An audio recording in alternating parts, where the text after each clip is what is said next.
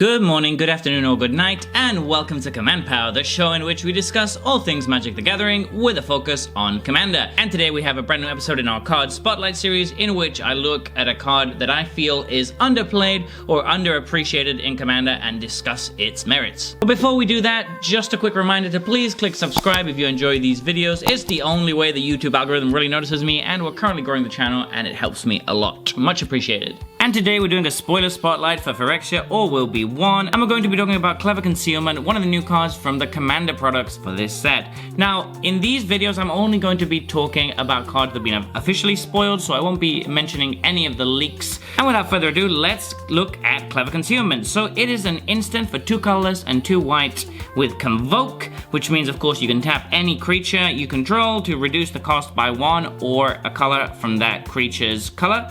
And then it says any number of target non-land permanents you control phase out.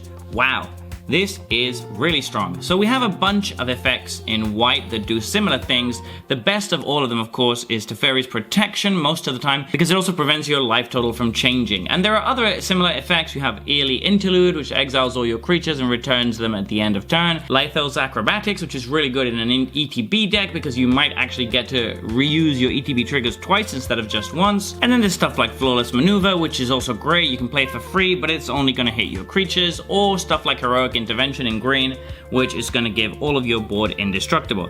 I think this is better than most of those cards, which is a pretty tall order. In most situations, it's going to be better than Heroic Intervention, which is insane. As long as you have 2 untapped creatures and you're not facing a mass land removal spell, which is not very likely because people don't really play those in most playgroups due to the social contract of the format, then this is basically going to be better than Heroic Intervention in most of those situations, because you're just going to be able to get rid of all your non-land permanents until your next turn, and they don't even get exiled or returned to the battlefield, so it doesn't affect your tokens or stuff like that.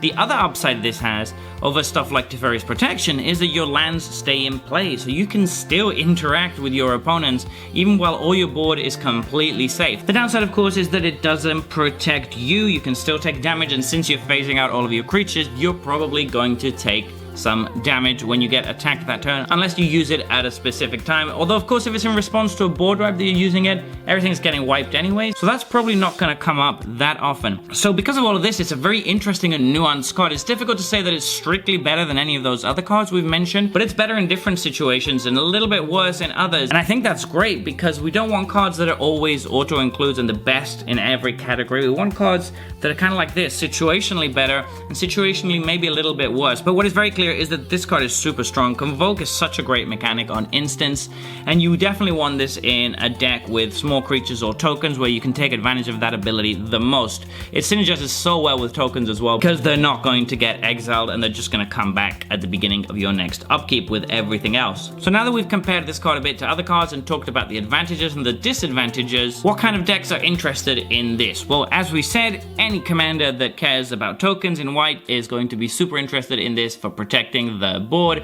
particularly if you can make tokens at instant speed, because that means that you can still phase out all of your stuff and then make tokens to protect yourself if you need to, in case somebody tries to hit you when you've got nothing on the board. So yeah, any white deck like that, Benny Brax sounds good. The new 40k commander that cares about tokens is really awesome. It's gonna love this as well. But more broadly than that, I think this can go in a large amount of white decks. Decks that care a lot about having a specific kind of permanent that aren't creatures. For example, decks that are based around lots of enchantments on the board are gonna like this, because it's gonna phase out all your enchantments and bring them back. Sometimes Heroic Intervention and Indestructible doesn't get around that. So for example, if somebody casts a Farewell, this will work, whereas Heroic Intervention will not. So I think that in any deck like that, such as Goshen Tie of Life's Origin, this is gonna be awesome. In any case, just a fantastic new addition to Commander and the format, and I look forward to being blown out by this a lot. So there you have it. That has been our card spotlight for today. What are your thoughts on this card? Let me know in the comments section below. I read all comments and respond to all of them too. And if you enjoyed this video, don't forget to click like or subscribe. It really helps the channel. And until next time, take care.